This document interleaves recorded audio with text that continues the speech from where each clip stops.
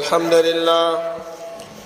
لله نحمده ونستعينه ونستغفره ونعوذ بالله من شرور أنفسنا ومن سيئات أعمالنا. من يهده الله فلا مضل له ومن يضلل فلا هادي له، وأشهد أن لا إله إلا الله وحده لا شريك له، وأشهد أن محمدا عبده ورسوله. يا أيها الذين آمنوا اتقوا الله حق تقاته ولا تموتن إلا وأنتم مسلمون. يا أيها الناس اتقوا ربكم الذي خلقكم من نفس واحدة وخلق منها زوجها وبث منهما رجالا كثيرا ونساء، واتقوا الله الذي تساءلون به والأرحام، إن الله كان عليكم رقيبا.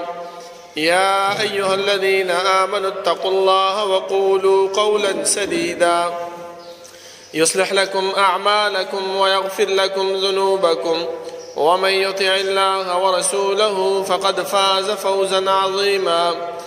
أما بعد، فإن خير الحديث كتاب الله، وخير الهدي هدي محمد صلى الله عليه وسلم، وشر الأمور محدثاتها، وكل محدثة بدعة، وكل بدعة ضلالة، وكل ضلالة في النار. أعوذ بالله من الشيطان الرجيم. بسم الله الرحمن الرحيم. قاف والقرآن المجيد. بل عجبوا أن جاءهم منذر منهم فقال الكافرون هذا شيء عجيب. أإذا متنا وكنا ترابا ذلك رجع بعيد.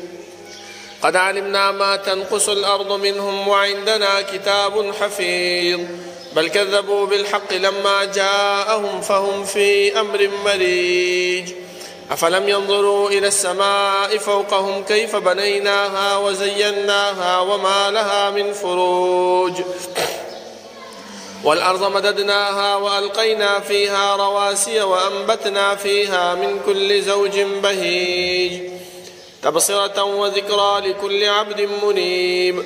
ونزلنا من السماء ماء مباركا فأنبتنا به جنات وحب الحصيد، والنخل باسقات لها طلع نضيد، رزقا للعباد. وأحيينا به بلدة ميتا كذلك الخروج. كذبت قبلهم قوم نوح وأصحاب الرس وثمود وعاد وفرعون وإخوان لوط وأصحاب الأيكة وقوم تبع كل كذب الرسل فحق وعيد. أفعينا بالخلق الأول بل هم في لبس من خلق جديد. ولقد خلقنا الإنسان ونعلم ما توسوس به نفسه ونحن أقرب إليه من حبل الوريد. إذ يتلقى المتلقيان عن اليمين وعن الشمال قعيد. ما يلفظ من قول إلا لديه رقيب عتيد. وجاءت سكرة الموت بالحق ذلك ما كنت منه تحيد. ونفخ في الصور ذلك يوم الوعيد. وجاءت كل نفس معها سائق وشهيد. لقد كنت في غفلة من هذا فكشفنا عنك غطاءك فبصرك اليوم حديد. وقال قرينه هذا ما لدي عتيد. ألقيا في جهنم كل كفار عنيد مناع للخير معتد مريب. الذي جعل مع الله إلها آخر فألقياه في العذاب الشديد. قال قرينه ربنا ما أطغيته ولكن كان في ضلال بعيد. قال لا تختصموا لدي وقد قدمت إليكم بالوعيد. ما يبدل القول لدي وما أنا بظلام للعبيد. يوم نقول لجهنم هل امتلأت وتقول هل من مزيد. وأزلفت الجنة للمتقين غير بعيد. هذا ما توعدون لكل أواب حفيظ. من خشي الرحمن بالغيب وجاء بقلب منيب. ادخلوها بسلام ذلك يوم الخلود. لهم ما يشاءون فيها ولدينا مزيد. وكم أهلكنا قبلهم من قرن هم أشد منهم بطشا فنقبوا في البلاد هل من محيص إن في ذلك لذكرى لمن كان له قلب أو ألقى السمع وهو شهيد ولقد خلقنا السماوات والأرض وما بينهما في 6 أيام وما مسنا من لغوب فاصبر على ما يقولون وسبح بحمد ربك قبل طلوع الشمس وقبل الغروب ومن الليل فسبحه وأدبار السجود واستمع يوم ينادي المناد من مكان قريب يوم يسمعون الصيحة بالحق ذلك يوم الخروج إنا نحن نحيي ونميت وإلينا المصير يوم تشقق الأرض عنهم سراعا ذلك حشر علينا يسير نحن أعلم بما يقولون وما أنت عليهم بجبار فذكر بالقرآن من يخاف وعيد اللهم صل على محمد وعلى آل محمد كما صليت على إبراهيم وعلى آل إبراهيم إنك حميد مجيد اللهم بارك على محمد وعلى آل محمد كما باركت على إبراهيم وعلى آل إبراهيم إنك حميد مجيد بسم الله الرحمن الرحيم كنتم خير أمة أخرجت للناس تأمرون بالمعروف وتنهون عن المنكر وقال تعالى في مقام آخر لقد من الله على المؤمنين إذ بعث فيهم رسولا من أنفسهم يتلو عليهم آياته ويزكيهم ويعلمهم الكتاب والحكمة وإن كانوا من قبل لفي ضلال مبين دا الله رب العالمين أحكم الحاكمين دا طول بادشاہ دا طول زبردست هاغا رب العالمين جدا تمام کائنات خالق و مالک دے هاغا الله جدا تمام کائنات متصرف و منتظم دے هاغا رب العالمين جدا غیب صفاتو کی و صفت فعال لما يريد دے رب العالمین چې سکی سوخ چې کوي سرنګ چې کوي چاسره چې کوي کولای شي د انسانانو څخه حق نشته چې د الله رب العالمین نه تاسو کې خدای الله رب العالمین په صفاتو کې دا صفت شته چې وهم يسألون دا مکلف مخلوقات چې هر څومره دي خو هغه انبیا دي او که امت ته خو هغه باچاهان دي او که رعیه ده خو هغه مالدار دي او که غریب دي د هر یو فرد نه الله رب العالمین تاسو پوښتنه کوي زما محترمو دا الله رب العالمین دا تپوس او دا پختنه دا په دې خبره باندې دلالت نه کوي چې موږ په دې دنیا کې کم عمل کوو کم کار کوو الله رب العالمین دا غینه نه خبره ده نظم محترم بلکې الله رب العالمین فرمایي چې وان تبدوا ما في انفسكم او تخفوه يحاسبكم به الله تاسو کوم خبره چې ښکارا کوي او کوم خبره په ځل کې پټ ساتي د هر یو شی په باره کې باندې الله تپوس کوي نو بیا دا تپوس ولې کوي بیا دا کرامن کاتبین موږ سره ولې مقرر کړی دي دا په دې وجه باندې چې انساني ماحول د دنیا ماحول دا دی چې کم انسان کم کار وکړي او په هغه کار کې هغه گیر شي نو سم دستي د هغه کار نه منکر کیږي ځکه الله رب العالمین د مشرک بنده په باره کې فرمایي چې کله دا الله رب العالمین مخې ته ودرول شي نو چې الله ته تاسو کې چې انسان دا شرک دی ولې کړو هغه چې والله ربنا ما كنا مشرکین چې الله ما خو دنیا کې هیڅ قسم د شرک نه دی کړی د دې د وجه نه چې کله دا انسان د خپل اعمالو نه د خپل د شرک نه د خپل د بدعاتو نه منکر کیږي نو الله رب العالمین به ملائکه ته وایي چې د عمل نامه کلاوه کو ته وخایا چې په پلاني ټیم کې پلاني ځای کې په پلاني وخت کې تا دا کار کړی دی او که نه دی کړی بیا انسان د هغې نه منکر کېدی نشي بس صرف دا ارمان به کوو چې ما لهذا الكتاب لا يغادر صغیرة ولا کبیرة الا احصاها د عمل نامې دپاره څه چل شوی دی چې زما یې نه وړه ګناه پرېښې ده نه یې غټه ګناه پرېښې ده بس ټول یې پکې راایساره کړې ده بس صرف دا ارمان کولی شو نور هېڅ هم نشو کولی بلکې الله رب العالمین خو مونږ د نورو امتونو نه دا امت د محمد صلی الله علیه وسلم په مقدم کړی دی په ډېرو خبرو سره چې په هغې کې الله رب العالمین مونږ ته فرمایي چې کنتم خیر امت تاسو غوره امت یئ کار څه شی دی زموږ د غوره امت ولې دا نور امتونه ولې نه غوره کېدل چې مونږ الله غوره کړي یو سبب د رسول الله صلی الله علیه وسلم د بعثت دی چې الله فرمایي چې لقد من الله على المؤمنین اذ بعث فیهم رسولا من انفسهم ما په تاسو کې پیغمبر درلېږلی ستاسو په شانتې دی قل انما انا بشر مثلکم پیغمبر خپله فرمایي چې زه ستاسو په شانتې یو انسان یم یو بشر ما خو فرق څه شی دی یوحا الیه ما ته وحی کیږي او تاسو ته وحی نه کیږي الله هم فرمایي چې اذ بعث فيهم رسولا من انفسهم دا اولنې خصوصیت او دا اولنې فرق دی د نور امتونو نه زموږ امت ته دویم فرق زما محترمو چې الله رب العالمین موږ له غوړوالی راکړی دی په څه باندې تأمرون بالمعروف وتنهون عن المنکر چې موږ خلک نیکۍ طرف ته رابلو د بدۍ نه یې منې کوو خو نن سبا دا زمانه الټه شوې ده زما محترمو موږ خپله لګیا یو په ګناهونو کې مصروفه یو موږ به خلک څه نیکۍ طرف ته راوبلو د وجې نه الله رب العالمین موږ ته بار بار دا فرمایي چې انسانه ای د امت د محمد صلی الله علیه وسلم ما تاله چې دی نو غوړوالی درکړی دی دا خپل غوړوالی مه ضایع کوه ځکه الله رب العالمین فرمایي رسول الله صلی الله علیه وسلم د دې آیات په باره کې دغه خبره موږ ته وکړله چې انتم تمیتون 70 امتا تاسو به د اویا امتونو نه وروسته پورې به پوره یئ انتم خیرها واکرمها علی الله تاسو غوره امت یې او د الله رب العالمین باندې عزتمن امت یې ولې ځکه عزتمن امت یې چې الله فرمایي چې وکذلک جعلناکم امة وسطا ما تاسو امت درمیانه پیدا کړی درمیانه څه معنا په هر کار کې به میانه نه وي په هر کار کې به درمیانه روي اختیاروئ ځکه د قیامت په ورځ باندې چې کله الله رب العالمین ټول امتونه راجمع کړي او هر یو پیغمبر نه تپوس کوي چې پیغمبر تا دعوت پیش کړو او ما یې الله پیش کړو گواه دې څوک دی بل پیغمبر راوړی تا دعوت پیش کړو او گواه دې څوک دی بل پیغمبر به راوړی تا دعوت پیش کړو او گواه دې څوک دی ټول به دا وایي چې زمونږ گواه څوک دی امت د محمد صلی الله علیه وسلم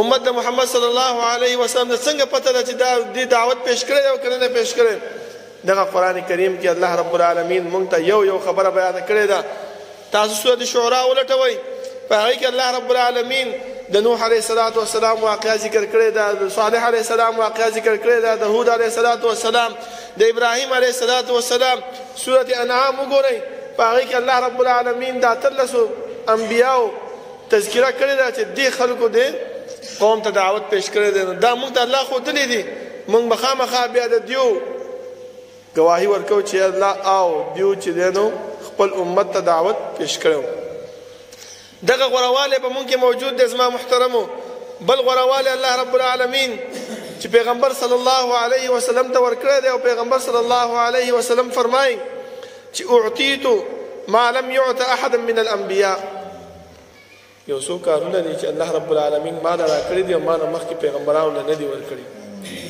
دا وګورئ زما محترمو دا زموږ د امت خصوصیت دی څه شی دی نصرت بالرعب ما ته رعب راکړی شوی دی چې کافر سره یو میاشت په مزل لرې باندې چې دی نو زما نوم واوري لرزان پرې ولګېږي چې الله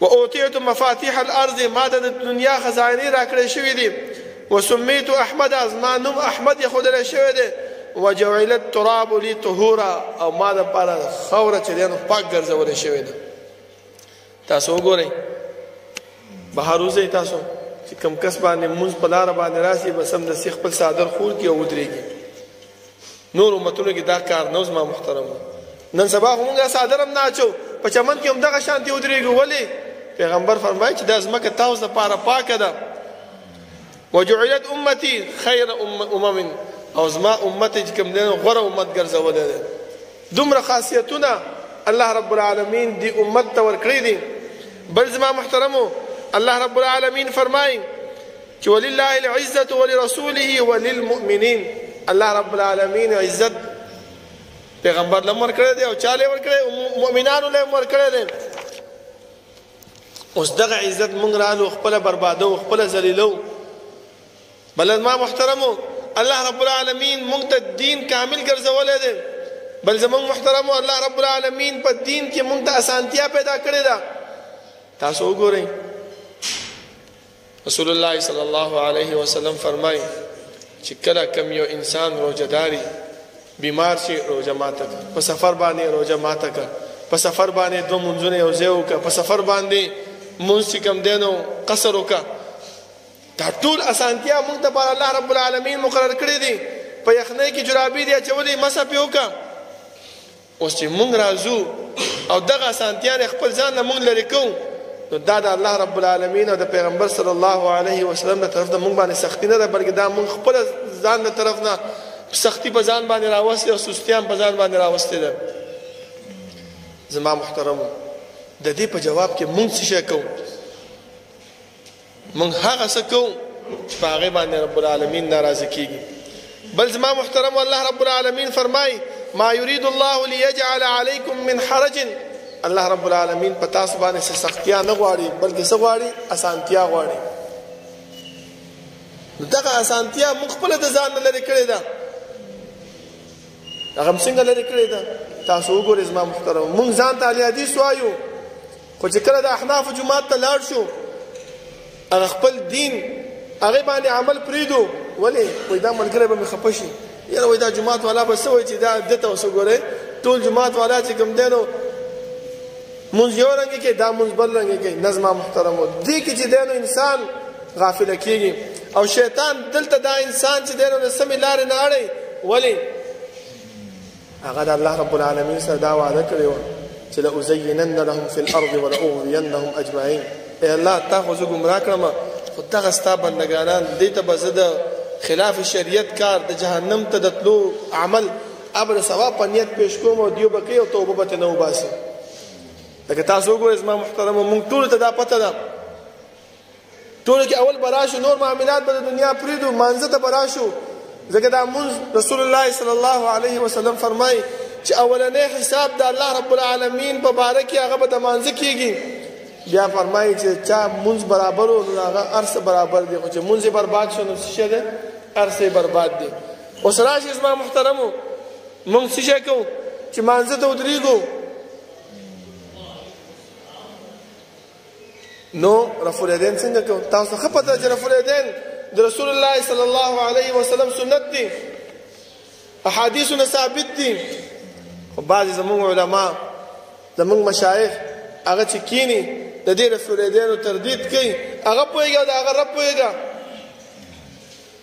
خو زه صرف دا وایم چې مونږ کې کوم سستیانې دي چې هغه سستي مونږ د ځان نه وباسو. ولې؟ الله رب العالمین مونږ غوره امت ګرځولی یو. زموږ والد محترم هغه یو خبره کوي چې کم یو ملګری، کم یو اهل حدیث چې کوم ځای ته لاړ شي او په خپل دین باندې عمل وکړي، وایي دا یو قسم د خاموش دعوت دی. څنګه؟ لکه مثال ته لاړ شه د احنافو جومات ته او د خپل د مسلک او د خپل د اهل حدیث توپ باندې د مونځ وکړه، په سینه لاس کې د رفع الیدین وکړه، امین بالجهر ووایه. خلک به وایي چې وګوره ټول خلک یو رنګې مونځ کوي. دا یو قسم ته دعوت دی. زما محترمو، تاسو خپله سوچ وکړئ چې هغه خلک دلته زموږ جومات ته راځي، کله زموږ په شان دې مونځ کړی دی؟ نه دی کړی. نو مونږ ولې چې لاړ شو هلته، نو ولې هغه شان د هغو په شان دې مونځ کوو؟ حالانکې زموږ مونځ د احادیثو نه صحیح طریقې سره ثابت هم دی، بیا هم مونږ پرېږدو. ولې؟ خو دا هغه د شیطان وسوسه او دوکه ده چې الله سره وعده کړې وه چې لأزینن لهم فی الارض ولأغوینهم اجمعین. مونږ سره د غوروالي نه د شیطان په هغه وسوسه او د شیطان په هغه دوکه کې راځو. ولې راځو؟ ځکه شیطان ته خو هغه خلک د احادیثو باندې عمل کولو نه لرې کړي دي، خو مونږ چې په احادیث باندې عمل کوو، مونږ باندې محنت کوي، مونږ باندې کوشش کوي، مونږ هم ځان سره لرې کوي. بیا زما محترم، مونږ چې مانځه ته ودرېږو څه کوو؟ داسې کوو زما محترم. ولې داسې کوو؟ دا سستي مونږ کې راغلې ده. حالانکې رسول الله صلی الله علیه وسلم صحیح حدیث دی، بخاری کې موجود دی. ابن عمر رضی الله عنه فرمایي چې کله به تکبیر کولو نو افتتاح د مانځه به یې کوله، د رفع الیدین به یې کوله، حذو منکبۍ تر اوږو پورې به یې لاس وړلو. مونږ څه شی کوو زما محترمو؟ په دې باندې ځان خلاص کړو. ولې ځان په دې خلاصو؟ خو هغه د شیطان وسوسه ده چې لأزینن لهم فی الارض ولأغوینهم اجمعین. په دې مې ځان دوکه کړی، خو بس رفع الیدین دی، که داسې به وکړو که نه؟ نه زما محترمو، دغه یو سستی ده او د سستی علامه د الله رب العالمین د چا دپاره ښودلې ده؟ او خاص کر بیا په مانځه کې هغه د منافق علامه ښودلې چې ان المنافقین یخادعون الله وهو خادعهم واذا قاموا الى الصلاه قاموا كسالى.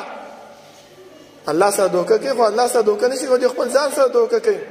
خو چې کوم هغه دوکه څه شي ده، کله چې مانځه ته ودرېږي لمونځ کې سستیا کوي. دغه سستیا د زما محترم ولې ستا لا چې دومره اوچتېږي نو دومره ولې نه اوچتېږي؟ څه مسله کوي په دومره اوچتېدو باندې؟ نه. کله چې موږ رکوع ته ځو پیغمبر صلی الله علیه وسلم فرمایي چې اعتدل، برابر رکوع کې چې د املا سیده شي، موږ د املا داسې کږه ودرولي. ولې؟ خو دغه سستیا موږ کې راغلې، دا د شیطان هغه حربه ده چې په موږ باندې استعمالوي. زما محترمو چې ستا املا لږه ټیټېږي نو برابر ولې نه ټیټېږي؟ لږ محنت وکړه، لږ کوشش وکړه، دا جنت ګټل سرما آسان کار دی. دغه زموږ سستیا ده. خو دا سستیا موږ کې ولې راغلې ده؟ دا شیطان موږ باندې خپل هغه حربه استعمالوي. الله رب العالمین سره چې کومه وعده کړې چې ثم لآتینهم من بین ایدیهم ومن خلفهم وعن ایمانهم وعن شمائلهم ولا تجد اکثرهم شاکرین. خي طرف نه مرازم، د ګس طرف نه مرازم، مخینه شانه برنه کده هر طرف نه مور راځم. خدای انسان به گمراه کوم. دا گمراهی د زما محترم. موږ سوایو موږ دا وایو بس مونږ مو کوو په سجده باندې چې لاړ شو. رسول الله صلی الله علیه وسلم فرمایي چې و اعضاء د سجدي دي، که هغه و اعضاء کې یو مونږ راګي ستا سجده نه کیږي. تاسو وګورئ موږ چې په سجده باندې لاړو څه کوو؟ خپم ګریږي، دا بل خبر اواو دی، بل خپل باندې شي ګرو، دا بل خبر اواو بل زیته بوزو ته باندې ګرو. لیکن رسول الله صلی الله علیه وسلم و اعضاء خو درې تندې دي، لاسونه دي، دا ګټنی دي، دا خپل ګوتې دي، دغه چې یو مونږ راګي ستا سجده نه کیږي. مونږ مونږ کو هغه مونږ مونږ قبول نشو. زما محترم ولی هغه سستی، هغه غورواله، هغه مونږ خپل ځان په خپل ځان لري کو په سبب د سبانه د شیطان د وسوسونه. او چې بیا مونږ نه څوک تاسو کوي یا مونږ د څوک څه مسله بیانې نو مونږ ځان څه باندې خلاصو چې یاره زه خو علي حدیث ما ته دا ټولې مسلې معلومې دي مړه څه لای راته کې پرېږده زه خپل کار کوه خپل غم وکړه. نو زما محترمو دې خبرې ته لږ توجه پکار ده، دې خبرې طرف ته راشئ. الله رب العالمین مونږ ته بار بار فرمایي که چېرته تاسو د الله سره مینه کول غواړئ نو څه وکئ؟ فاتبعوني، د دې پیغمبر تابعداري وکئ. ومن یطیع الرسول فقد اطاع الله، چا چې د پیغمبر تابعداري وکړه هغه د الله تابعداري وکړله. بل ځای کې الله رب العالمین فرمایي چې ما په تاسو باندې احسان کړی دی. هغه احسان څه شی دی؟ چې په رالیږلو د پیغمبر باندې او د هغې پیغمبر کار سره یزکیهم ویعلمهم الکتاب والحکمه، تاسو به د شرک او د بدعات نه پاکۍ او کتاب او حکمت به ښیي. مونږ خو یې پاک کړي م یو، مونږ ته یې ښودلي م دي تر دې پورې چې مونږ یې ګواه کړي م یو، صحابه یې ګواه کړي په دې خبره باندې. د حجة الوداع په موقع باندې رسول الله صلی الله علیه وسلم تپوس وکړو چې الله هل بلغتو، آیا ما دا دین تاسو در رسولو که نه؟ صحابه وویل چې آو. درې ځلې دا خبره وکړله. نو رسول الله صلی الله علیه وسلم الله رب العالمین په دې ګواه کوي چې اللهم فاشهد اللهم فاشهد اللهم فاشهد. ای الله ته ګواه وشه ما دې ته دین رسولی دی. اوس چې په دې دین باندې مونږ عمل نه کوو محترمو دا زمونږ سستیا ده، دا زمونږ هغه کمزورتیا ده. اما تاسو ته مخکې وایي چې سستیا په مونځ کې سستیا الله رب العالمین د چا علامه ذکر کړې ده؟ د منافق ذکر کړې ده. او د منافق دپاره سزا څه شی ده؟ هغه هم لږ واورئ زما محترمو. ان المنافقین فی الدرک الاسفل من النار، منافق سړی به د جهنم د هغه اخرنۍ کنده کې به زما محترمو. سوچ وکړئ زما محترمو موږ په کوم حالت باندې روان یو. بیا په موږ باندې چې کله ګراني راځي، په موږ باندې چې کله سختیا راځي، کله مصیبت راځي، نو بیا موږ څه کوو؟ بل ملامتو، حکمران موږ ملامتو، الله رب العالمین در پریدو، دمګرو پسې موږ منډې وهو، تعویذګرو پسې موږ منډې وهو. داسې سړی پیدا کړو چې یو دم را باندې واځي چې زما بچی نظره شوی دی، ټیک ده نظر حق دی. مصیبت راشي، بیماری راشي، دمګرو پسې دغه پسې چا پسې منډې وهو. خو دې ته نه ګورو چې ما کې کم عمل زه کومه، هغه سستیا په هغې کې شته او که نشته. زما محترمو دې خبرې طرف ته لږ توجه پکار ده. الله رب العالمین موږ له چې کوم غورووالی را کړی دی د هغه غوروالي لږ لحاظ پکار دی. او الله رب العالمین چې کوم پیغمبر را لېږلی کوم احسان یې کړی دی د هغې احسان شکریه ادا کول پکار دی. هغه احسان شکریه څه شی دی زما محترمو؟ چې د دې پیغمبر د رالېږلو سره موږ باندې احسان کړی دی، نو د هغې شکریه هم دا چې د هغې تابعداري که حقه ولکه څنګه چې هغه بیانه کړې ده هغه شانتې وکړو. بل زما محترمو ضروري شی چې په مانځه کې موږ سستی کوو هغه څه شی دی؟ کله چې سجدې ته ښکته کېږو موږ ته رسول الله صلی الله علیه وسلم ښودلی دی چې فلا یبرک کما یبرک البعیر، داسې مخ ښکته کېږه لکه څنګه چې اوښ کیني او دا خپې ماتوي.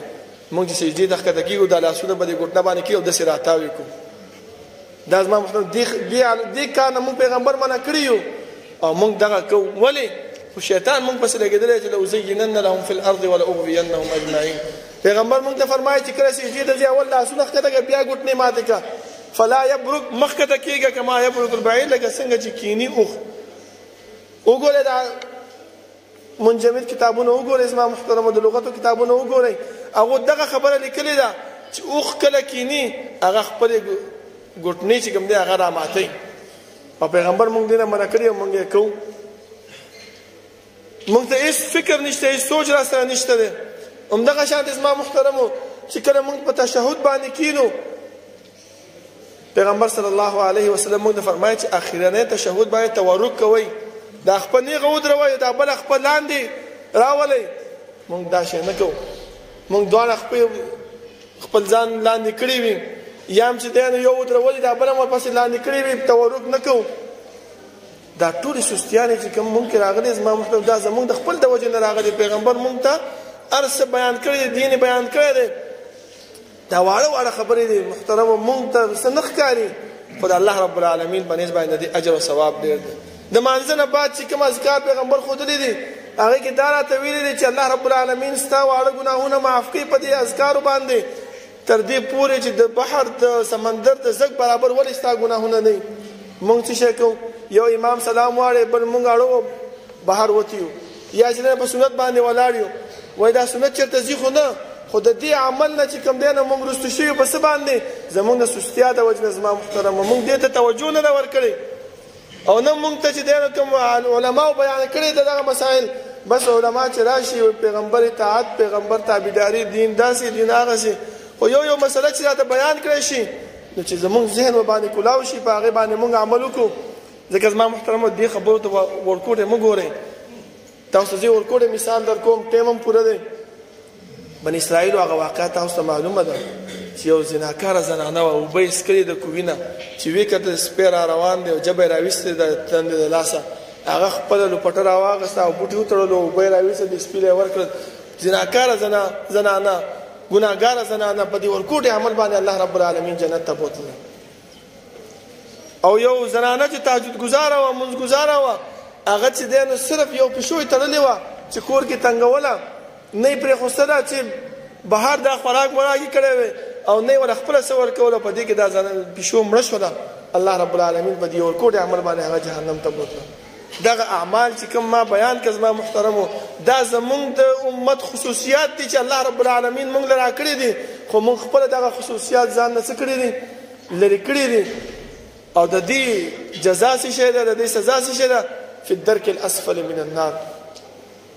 د الله رب العالمین نه دعا ده چې الله رب العالمین د عمل کولو توفیق راکړي، او الله رب العالمین دې وړو وړو مسایلو ته زمونږ توجه پیدا کړي چې موږ د رسول الله صلی الله علیه وسلم د سنت موافقت باندې مطابقت باندې دغه عمل وکړو، او کوم پیغمبر چې الله را لېږلی دی د هغې پیغمبر احسان او شکریه کما حقه لکه څنګه چې الله موږ نه غواړي هغه شانتې ادا کړو. اقول قولي هذا واستغفر الله لي ولكم ولسائر المسلمين.